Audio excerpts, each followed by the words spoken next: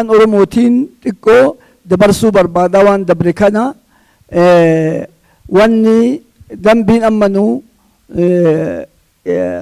هر أصدق نكوني دنبي أمتك نافته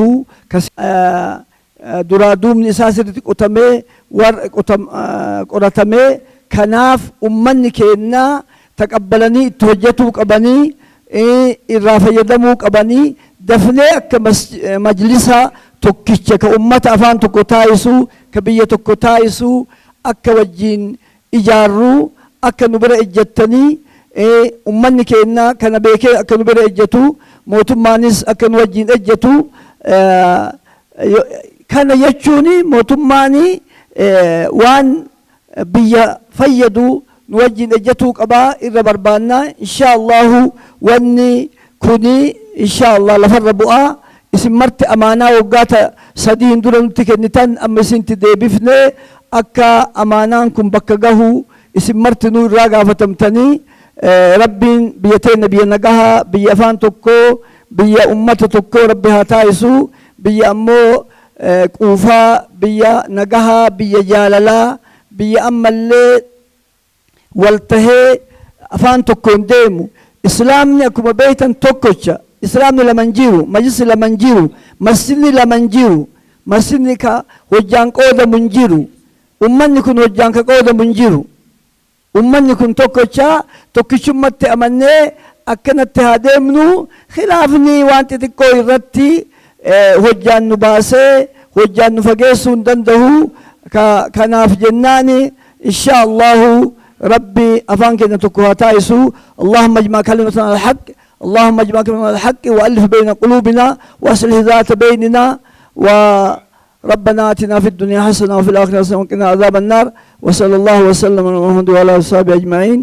الكلمة الآن للشيخ عبد الكريم من الشيخ بدر الدين ابن الشيخ محمد سرور الزبي الثالث فليتفضل مشكورا.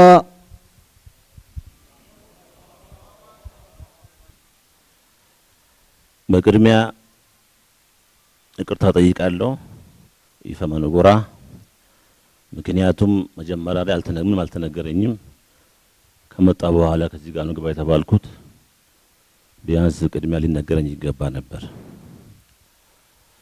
بسم الله الرحمن الرحيم أيها المستمعون الكرام أولا أحييكم بتحية الإسلام وهي تحية دار أهل السلام أقول لكم السلام عليكم ورحمة الله وبركاته.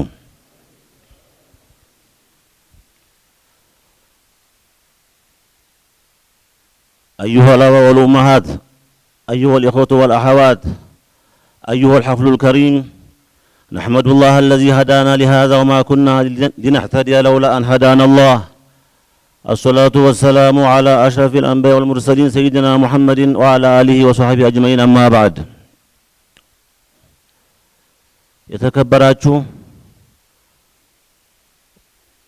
የተከበራችሁ አባቶችና ወንድሞቼ እናቶችና እህቶቼ የተከበራችሁ ዑለማዎቻችንና ዳዒዎቻችን የተከበረ ሰቶችና ባለሀብቶቻችን የመንግስት አካላትና ሚዲያ አካላት እንዲሁም ለዚህ ፕሮግራም ከመላው ኢትዮጵያ ሀገራችን ከየክልሉ የመጣችሁ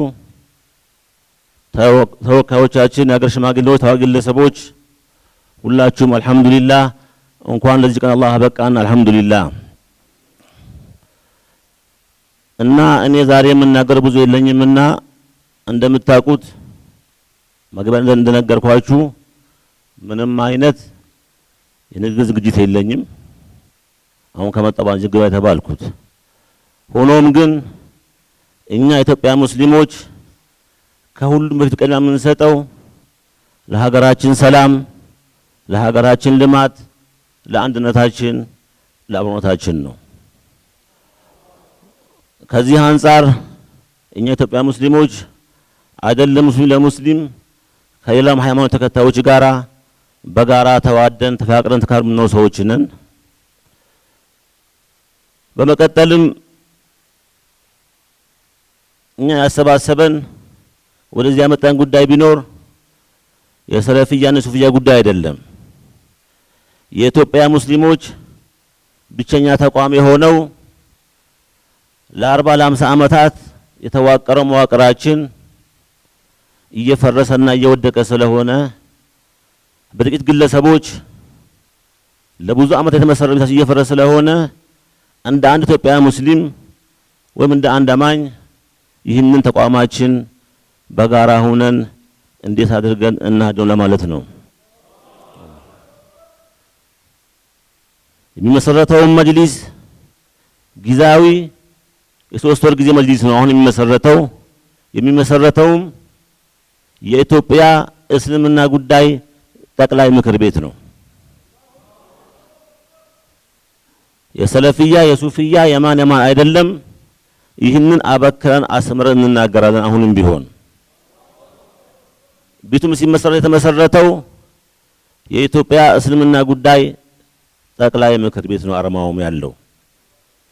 ከዚህ አንፃር ሁላችንም እጅ ለእጅ ተያይዘን ለሀገራችን ሰላም ለሀገራችን ልማት ከምን ጊዜውም በላይ ከመንግስታችን ጎን በመቆም ይህን ቤታችን ልናድነው ይገባል እንላለን። በመቀጠልም እንደምታውቁት መጀመሪያም እዚህ ቤት ላይ ስንመረጥ እኛ ለዚህ ቦታ እንደግሌ ብቁ ሁኛ አይደለም ተገደን የመጣነው ለ6 ወር ነበር። ያላህ መሻኡን እስከሆነ አላህ ቆይቶናል ምንም ባንሰራም። ስለዚህ አሁን ቀጣይ ያለው ነገር ላይ ግን ዶክተር ጀማል ኸዲር እንደተናገሩት ወላሁ ዑምረሁ ሁላችንም ይህን ቤት እንዴት አድርገን እናድነውና ለቀጣይ ትውልድ መሰረት ጥለን እንለፍ የሚለው ነው። በተረፈ ይህን ፕሮግራም ለማሳካትና ለማዘጋጀት በገንዘባችሁ በጉልበታችሁ በእውቀታችሁ በጊዜያችሁ ብዙ ወንድም እህቶች ለፍታችኋል።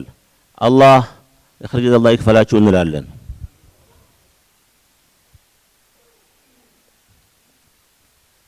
አሁንም ቢሆን እኛ የምንለው ለሳምፕል ያህል ነው እንጂ እዚህ ጋር የመጣ ነው። ጉዳዩ የጋራ ጉዳይ ነው። ጉዳዩ የሰላም ጉዳይ ነው። የአንድነት ጉዳይ ነው። ከምንም በላይ ማሰብ ያለብን ለአንድነታችን ነው።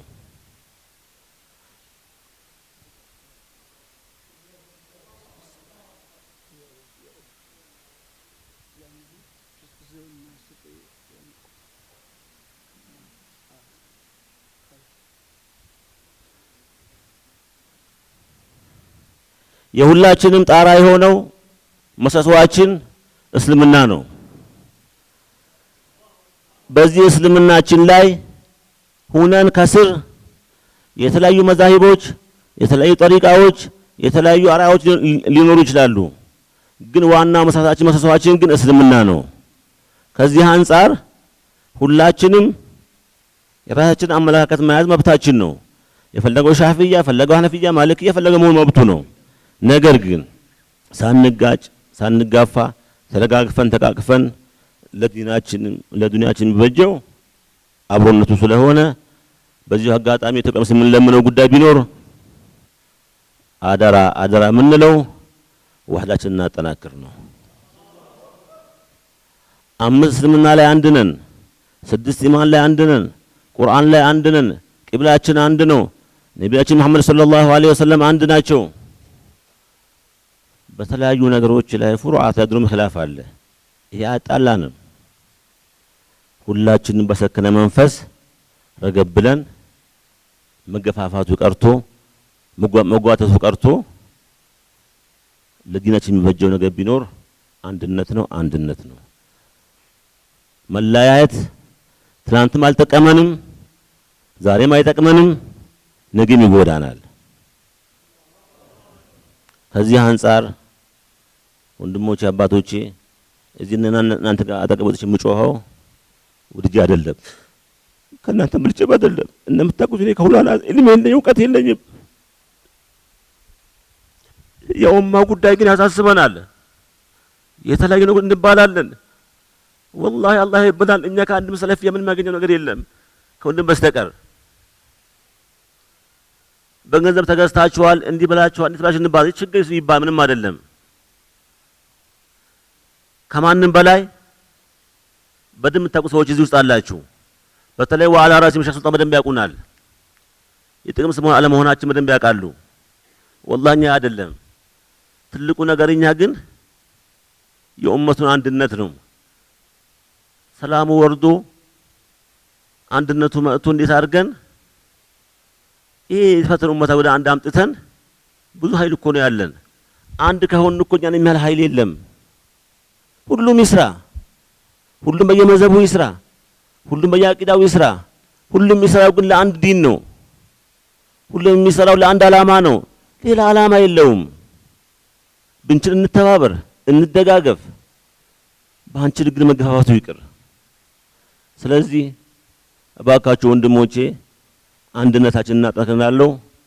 ያው እንደነገርኳችሁ መጀመሪያ ምንም አልተነገረኝም። አሁን ከዚህ ጋር ነው ተባልኩት።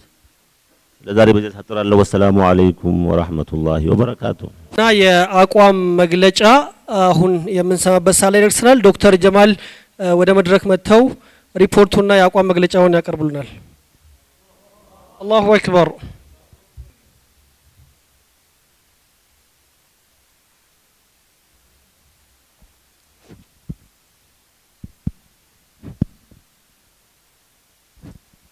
السلام عليكم ورحمة الله وبركاته. ውድ የተከበራችሁ ሙስሊም ወንድሞች አባቶች ዑለማዎቻችንና ዱዓቶች አይሰማም ጥሪ የተደረገላችሁ እንግዶች በዛሬው ዕለት ቀደም ኡስታዝ መሐመድ አባተ እንደተጠቀሰው የጠቅላላ ጉባኤ አባላት ከብዙ ውጣ ውረድ በኋላ በጣም እልህ አስጨራሽ ትግል ነው ያደረጉት እዚህ ላይ ለመድረስ የተለያዩ ውይይቶችንም ሲያደርጉ ነበር። ሁላችሁም ስትከታተሉ ስለነበረ ታውቃላችሁ ብዬ አስባለሁ። አሁን ማቀርብላችሁ እነዚህ የጠቅላላ ጉባኤ አባላት በውይይታቸው የደረሱበትን አጭር ሪፖርትና የአቋም መግለጫ ነው የሚሆነው። በጽሁፍ ስለተዘጋጀ አነባለሁ። ወደ ጽሁፉ ሄዳለሁ። በኢትዮጵያ እስልምና ጉዳዮች ጠቅላይ ምክር ቤት በጠቅላላ ጉባኤ አባላት የተሰጠ መግለጫ ከዛሬ 3 ዓመት በፊት በዚሁ መድረክ የኢትዮጵያ ሙስሊሞች በደስታ ሲቃ እንባ የተራጩበት በተቋማዊ ግንባታ በአንድነት ትልቅ ተስፋ ሰንቀው ያከበሩት ታሪካዊ ክስተት እንደነበር ይታወሳል። ይኸውም የኢትዮጵያ እስልምና ጉዳዮች ጠቅላይ ምክር ቤት በጊዜያዊነት ሊመሩ በሚያዝያ 23 2011 በሸራተን ጉባኤ በአዲስ መልክ የተቋቋመው 26 ዑለማዎችን እና 7 የሥራ አመራር ቦርድን ያቀፈ አደራጀት መሆኑ ይታወሳል። ይህ የሸራተን ጉባኤ ለጊዜያዊ መጅሊሱ ያሸከመው አማና 3 ዋና ዋና ነገሮችን ያካተተ ነበር። አንደኛ የመጅሊሱን መተዳደሪያ ደንብ የዑለማዎች የአንድነትና የትብብር ሰነዶችን ለባለድርሻ አካላት በማቅረብ ከውይይት በኋላ ማጽደቅ። ሁለተኛ የኢትዮጵያ እስልምና ጉዳዮች ጠቅላይ ምክር ቤት በአዋጅ የተረጋገጠ ህጋዊ እውቅና እንዲያገኝ ክትትል ማድረግ። ሶስተኛ ምርጫ በማድረግ ተቋሙን የሚመሩ የህዝብ ሙስሊሙን ተመራጮች በማስመረጥ ተቋሙን ለሚመረጡት አካላት ማስረከብ መሆኑ ይታወሳል። ይሁን እንጂ በመንግስት ዋነኛ ሚና ተዋናይነት ከአዋጁ በስተቀር የሥራ አስፈጻሚው አንዱንም ተግባራዊ ማድረግ ሳይችል 3 ዓመታት አስቆጥሯል። አዋጁም የጸደቀው በመንግስት ሙሉ ፍላጎትና ጥረት እንደነበረ እናስታውሳለን። ራሱ አዋጁም እንዳይጸድቅ የተለያዩ የማሰናከል ጥረቶች ሲደረጉ እንደነበር ሁላችሁም ጋር ያለ መረጃ ይመስለኛል። ጉባኤው በጠቅላይ ሚኒስትሩ አማካኝነት በተቋቋመው የኢትዮጵያ ሙስሊሞች የጋራ ኮሚቴ በ9ኙ ኮሚቴ ማለት ነው የተጠራና ጠቅላይ ሚኒስትሩ የከፈቱትን የሰላም ሚኒስትርም በታዛቢነት የታደሙበት እና ከተለያዩ የሀገራችን አካባቢዎች የተወከሉ ከ500 በላይ የሚሆኑ ዑለማዎች፣ ምሁራኖች፣ ዱዓቶች፣ የሀገር ሽማግሌዎች፣ ታዋቂ ግለሰቦች የተገኙበት ታላቅ ሀገራዊ ሸንጎ እንደነበር ይታወሳል። የዚህ ሸንጎ ውጤት የሆኑት 26 ዑለማዎችና 7 የሥራ አመራር ቦርድ አባላት ለጉባኤው ተሳታፊዎች መጅሊሱን በጊዜያዊነት እንዲመሩ በጋራ ኮሚቴው የተመረጡ መሆናቸው ተነግሮ በጉባኤ ፊት እንዲቀርቡ ከሆነ በኋላ በሙሉ ድምጽ የተመረጡ እንደሆነም ይታወሳል። ውሳኔውም በህዝብ ሙስሊሙ ዘንድ ከፍተኛ ደስታ የፈጠረ ከመሆኑም ባሻገር ተቋሙም ለውጥ መስመር ይዟል የሚል ከፍተኛ ተስፋ እንዲሰንቅ ተደርጎ ነበር።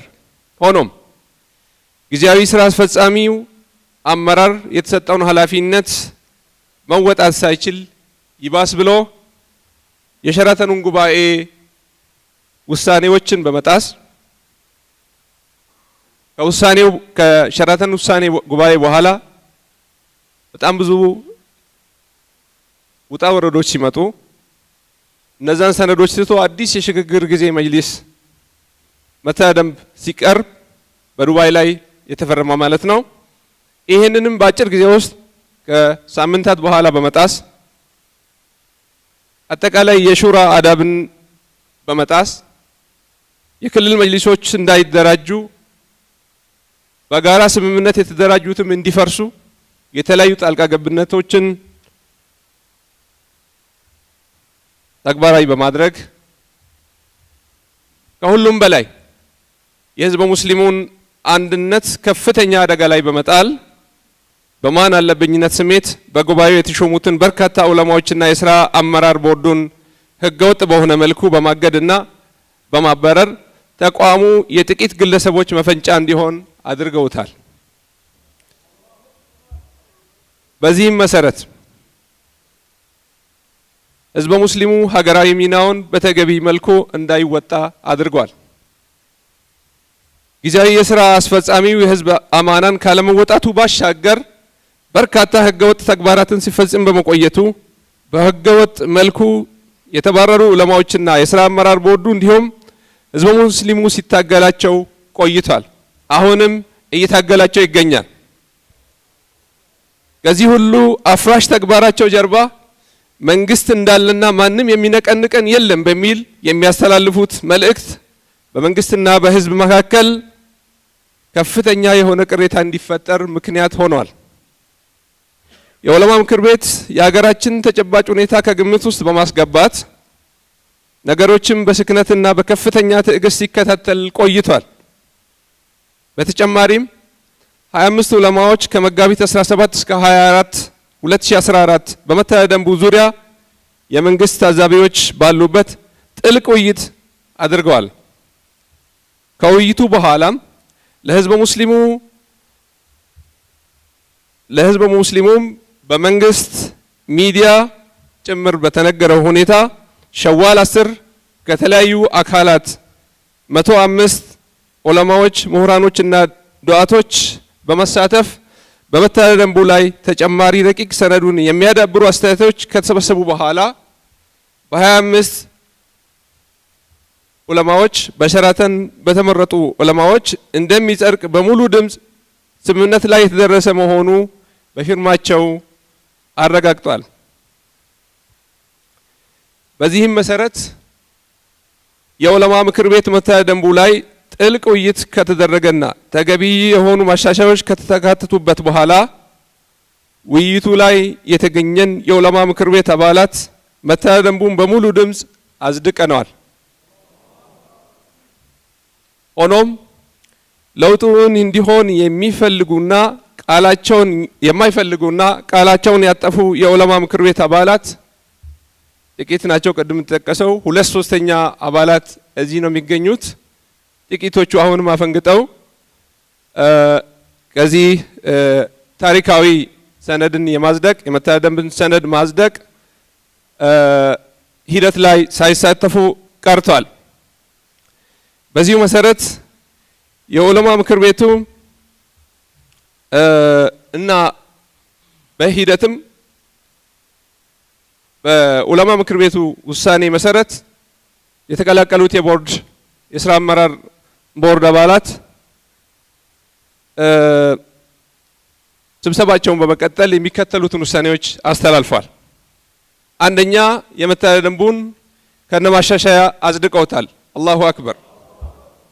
ሁለተኛ የምርጫ አስፈጻሚ ኮሚቴ ሰይመዋል። ሶስተኛ የምርጫ መርሃ ግብር አስቀምጧል። አራተኛ አላግባብ ታግደው የነበሩት የዑለማና የቦርድ አመራር አባላት ወደ ስራቸው እንዲመለሱ ተወስኗል። አምስተኛ በሙስሊሙ አንድነትና ተቋማዊ ሂደት ላይ ከፍተኛ እንቅፋት የነበሩት አመራር መቀየር ስለሚገባ ካሉት የጠቅላላ ጉባኤ አባላት መካከል አዳዲስ የስራ አስፈጻሚ አባላት ተሰይመዋል።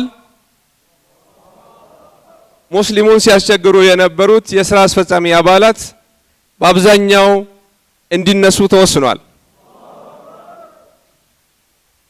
እንዲሁም ሙስሊሙ በተለይ በዚህ በመጅሊስ ውስጥ የሚያስፈልገው ዋናው ስራ ሃይማኖታዊና መንፈሳዊ ጉዳይ ባለቤት ስለሚያስፈልገው ለዚህ የፈትዋ አካል ተሰይሟል። እነዚህን ዋና ውሳኔዎች መሰረት በማድረግ ከአራት ወራት ባልበለጠ ጊዜ ውስጥ ሁሉን አቀፍ ህዝባዊ መጅሊስ ለማቋቋም የሚደረገውን ሂደት ተጨባጭ ማሳያዎች እንደሚሆን ከፍተኛ እምነት አለን።